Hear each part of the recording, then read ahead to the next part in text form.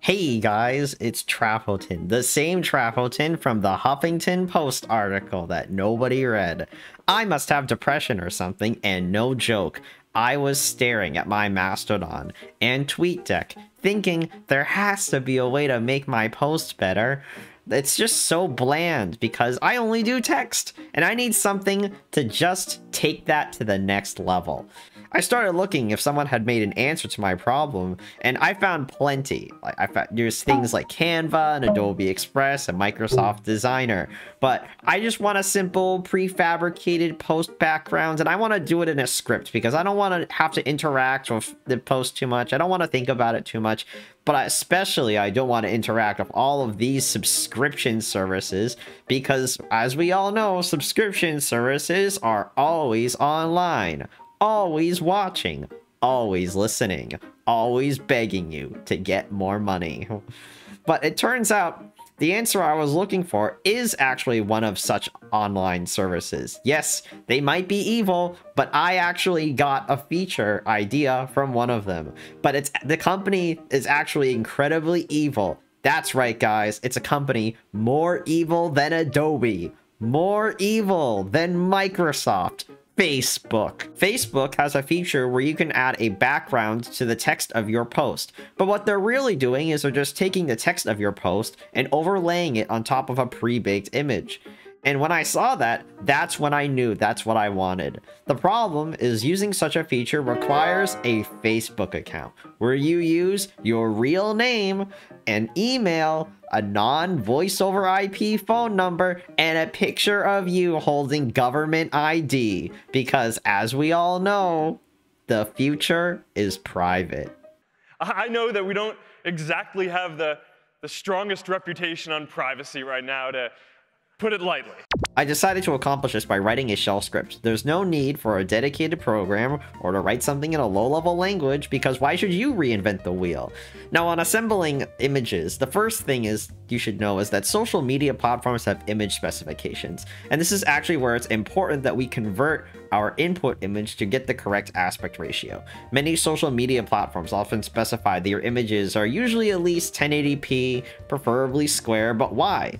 On mobile devices where most users actually view images or videos, you know, about 50 to 70%, images that are 16 by 9 or 16 by 10, while acceptable, they actually get cut off because of the screen size on phones.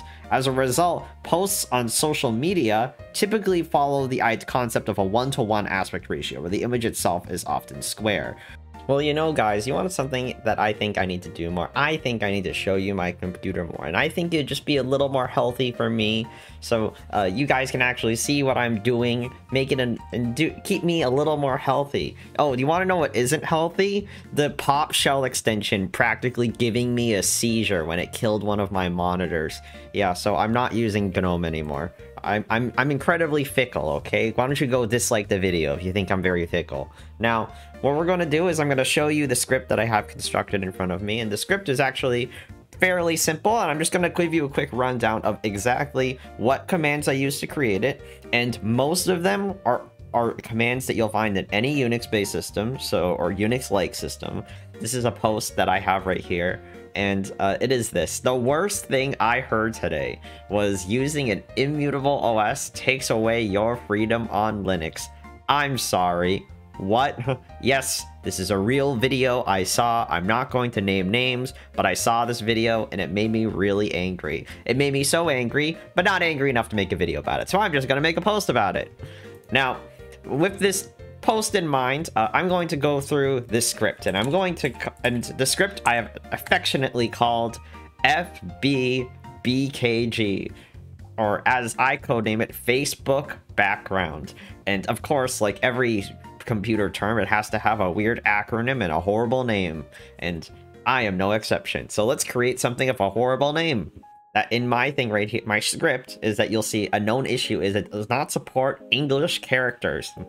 Now, the reason why is because like font encoding on non-English fonts. So for example, the example that I have here, this is my name, but this is my name as written in katakana, but this doesn't translate over because Katakana uses a different font encoding than what ImageMagick's default uses. ImageMagick's default only uses English encoding. So if you want to use a non-Latin language, so let's say you want to use Cyrillic, Chinese, Japanese, Arabic, not gonna work. So rather unfortunate, but you want to know what else doesn't work other than non-English languages?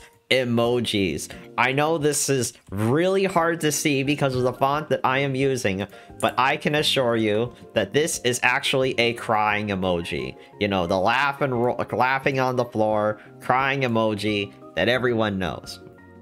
It doesn't work because, again, emojis have different encoding than English text or Latin text. So it ain't gonna work. Maybe I'll fix it one day when I actually want to do it for the meme.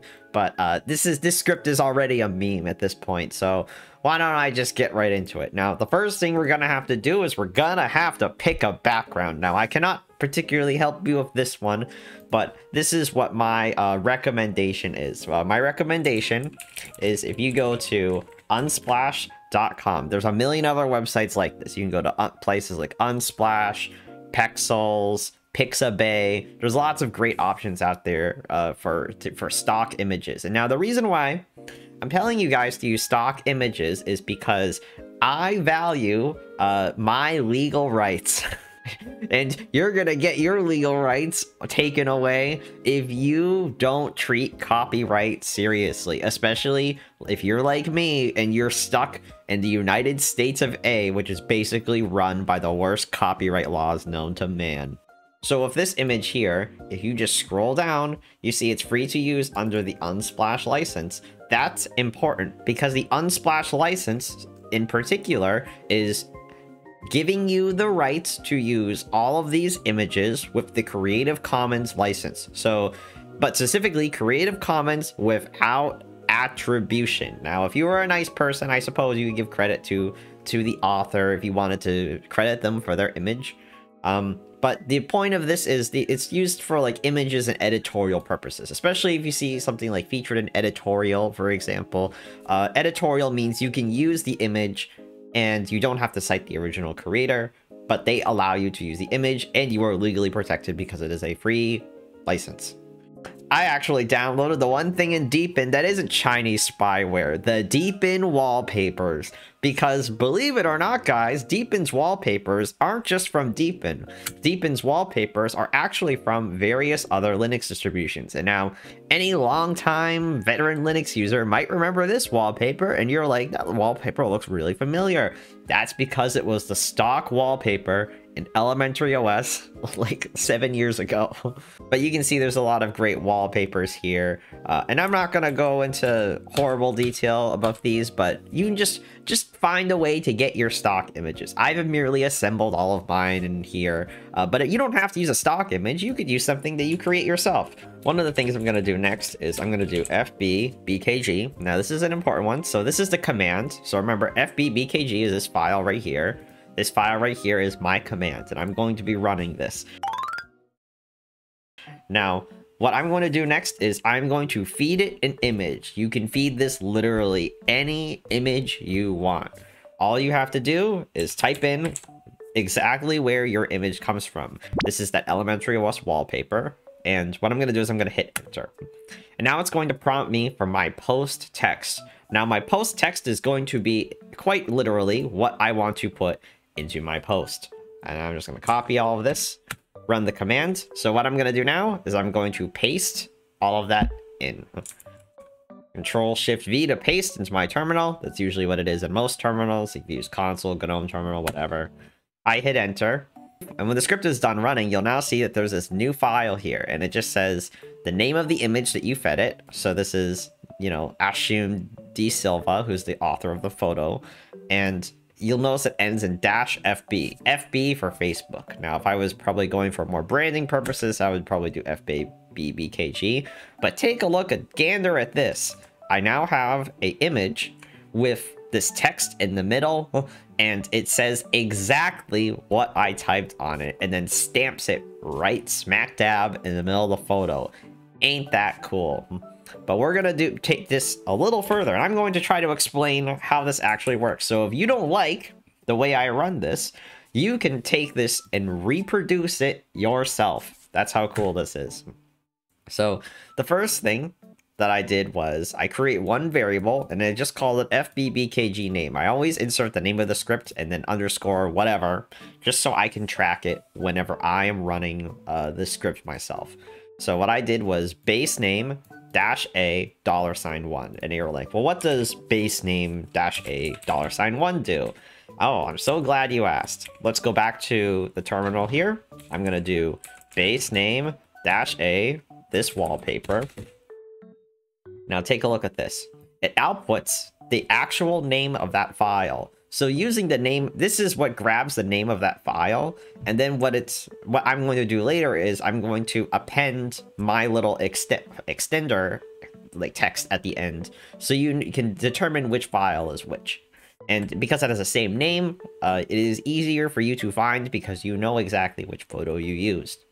Again, echo, enter post text. So if you want to do echo, enter post text, this just enters the post text. It's pretty simple, not much to it.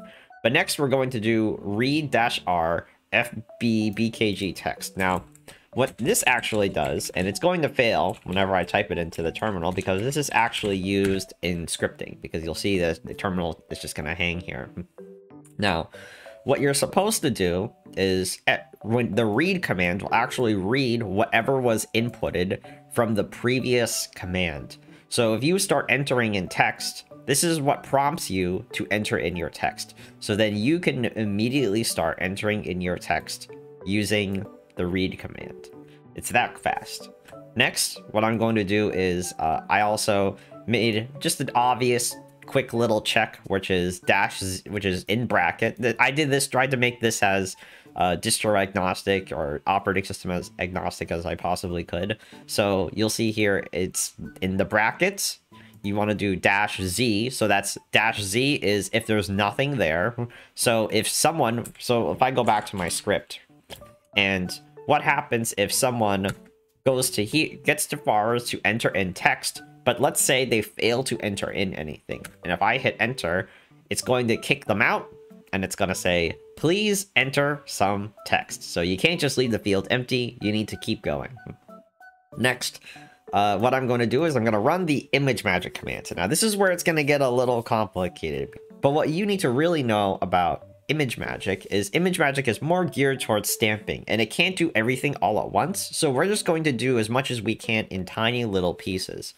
So first, what I'm going to do here, now this is something I'm definitely going to have to adjust with this script, because if I was making this script for mass use, I would not be able to use this command as is, and I'll tell you why in a bit. So I'm going to run the convert command. So what I'm going to do is I'm going to do convert deep in community Ashim de Silva, and then I'm going to spit out all of this command right here. So, and then I'm going to do gravity center, and what this is going to do is it's going to make the next command center in on the center of the photo. And then what I'm going to do is I'm going to do crop, and then 2000 x 2000, and it's going to actually, and this is why I said it's not going to work for every photo. If you do a 2000 by 2000 crop out of a photo, what if your photo is smaller than 2000 pixels? Now, it just so happens that this file is larger than 2000 pixels, but what if it wasn't? And that's where this script would probably give you a rough time. But in this particular scenario, I would argue you need to have a photo that's at least bigger than 1080p. If you have a photo that isn't 1080p, you need to be using a photo that's 1080p, because then you're going to get a background image that's going to look horrible and blurry. You do not want that. Doing this to fit image specifications on social media. And then what we're going to do is I'm going to do fbbkg background.jpg. And this is just a placeholder file that I'm placing in the folder. So if you have a file already that exists on your computer with this name, Ripperonis, I'm erasing it. I'm sorry. That is how it is. So if I hit enter, you will now see that I am presented with a new file, fbbkg background.jpg. So if I open this in KDE's file viewer, Gwen view, for example, you will see that the image comes back But you'll notice that it is cropped into a perfect square, just like it should be. 1080 by 1080. That's exactly what we want. Next, what I'm going to do is we're going to run another command, because that's our background image, but we need to get our text. So let's get our text.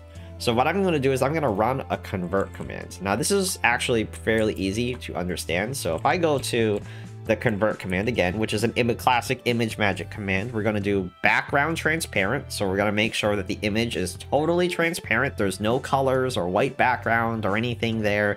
It's totally transparent. Then what we're going to do is we're going to do gravity center. So again, it's going to do whatever it's going to do. It's going to plant smack dab in the middle of the image. And then you can pick a font. And this is where it's going to get a little weird, because the font they let you choose is Source Sans 3 bold. But you might not have this font, because this font's actually one of the Adobe fonts, and not everyone has the Adobe font in their computer.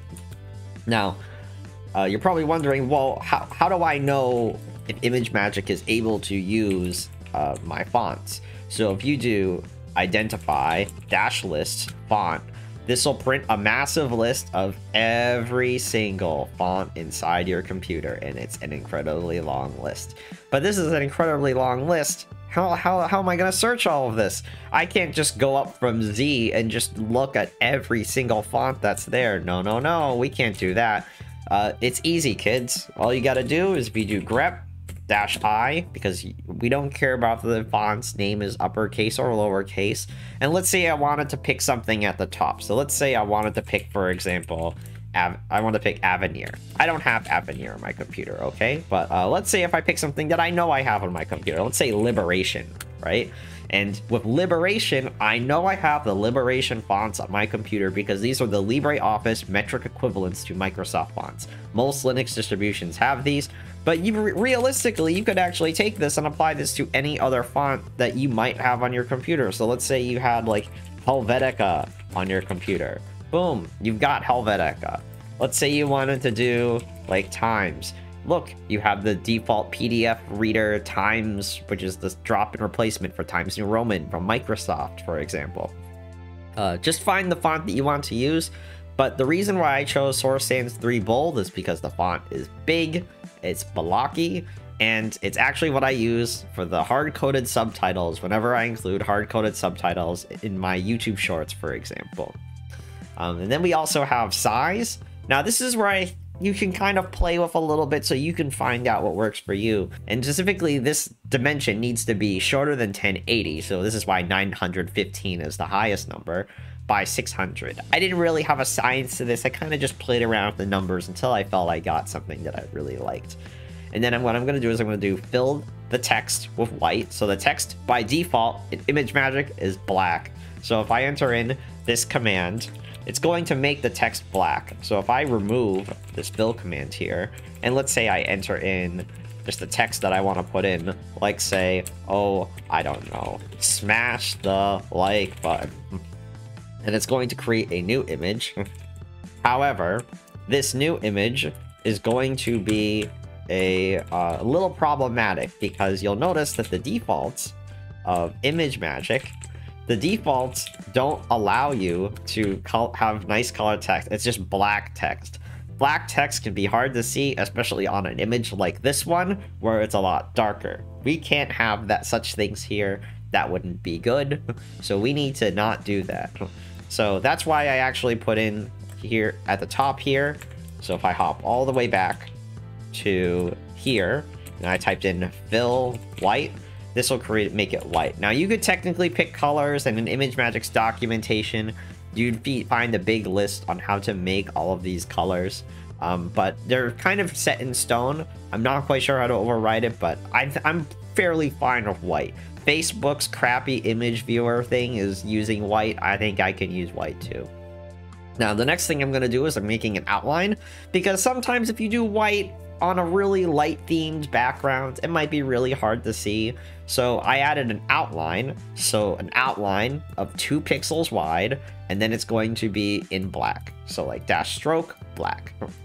And then after that you do caption, colon, in quotes, your text.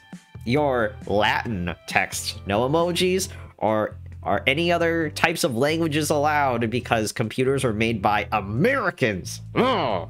All right, so you enter in your thing. So let me enter in, smash that like button again. And if I open up GwenView, oh my gosh, look, it's my text, 950, just as predicted, 915 by 600, and it says smash that like button. And the reason why I picked the caption command, because there's multiple ways to enter in text in ImageMagick, but one of the reasons why I picked smash that like button in the text, you can actually make text that's even longer that can go for longer. So for example, I actually have one of the GNOME Circle apps here. It's called Lorem. It uses to generate lorem ipsum text. But let's say I'm feeling rather ambitious today. Why don't I paste 3 paragraphs of the stock lorem ipsum text into this image? Now, I will warn you, by the way, that when you do this, you can't exactly do this because, again, technically, return carriages, like you pressing the enter button like it is in this default lorem ipsum thing, that is not allowed. So be very careful when you just paste in, like, let's say your like doctorate thesis from Microsoft Word or your LaTeX PDF in here. Don't do that. I'm just going to paste in the first paragraph in multiple times just so you can see what this looks like. And now, it's going to take a little bit because it has to process all of that text. And now, when I open it, you'll now see it is still a 915 by 600 image, but the text is automatically sized so that it is a perfect fit for the image. So it always will fit 915 by 600, and it will always make the text perfectly sized. So whether you make something large, like that, you could also make something short. So let's say I want to make this to subscribe, and if I open the image again, you'll notice that the text is now really big. The text will dynamically adjust based on the size of the image I have created here. All right, almost done. We got one more step. Well, technically 2 more. We're going to run a composite command. So we now have our 2 images, fbbkg background, fbbkg text. What we're going to need to do is we want to make sure we order this correctly, right? We want to make sure that the background is on the bottom and the text is on top, because if it's not, what's going to happen is you're only going to see the background and you're not going to see the text, and you're going to be very confused. Now, there's a command in ImageMagick called composite. So composite, again, gravity center, because gravity center modifies the thing that comes immediately afterwards, because we don't want the text at the top, we don't want the text at the bottom or the left or the right, we want it smack dab in the center. And then we're going to do fbbkg background, so the text is the first layer, and then just below the text is the background. And then I'm going to output it to this image, which is just called demo.jpg. Hit enter. Now, what happens when I open this image? Lo and behold, oh my gosh, I now have my fully created stock image, which I created without having to use an image editor like GIMP or that painting app from the GNOME Circle or Adobe Photoshop or whatever. I didn't have to use any of that. I created it using just a crummy little shell script that I created. And yes, you too, if you just copy the text that I have right here, you can go and parade the script around to your friends and basically brag that you've basically bankrupted Facebook because your posts now have backgrounds. Isn't that great? But we're not done yet, kids. We've created our image. Wow, that's awesome. We created our image, but we got a problem. Remaining in those image is those composite photos that I created. fbbkg background, fbbkg text. We can't have these. We need to get rid of them. So what do? RM those images. If you value those images, maybe I shouldn't include that line, but I don't, because I'm willing to bet you only value the product of our knockoff Facebook image that we have right here. You can choose any background you want, and you can do images from anywhere on your computer. So if I go, for example, to user share wallpapers, and let's say I'm doing this for my post, and I'm actually going to throw this up right now, so by the time you guys see this video, you'll wonder why I post said thing.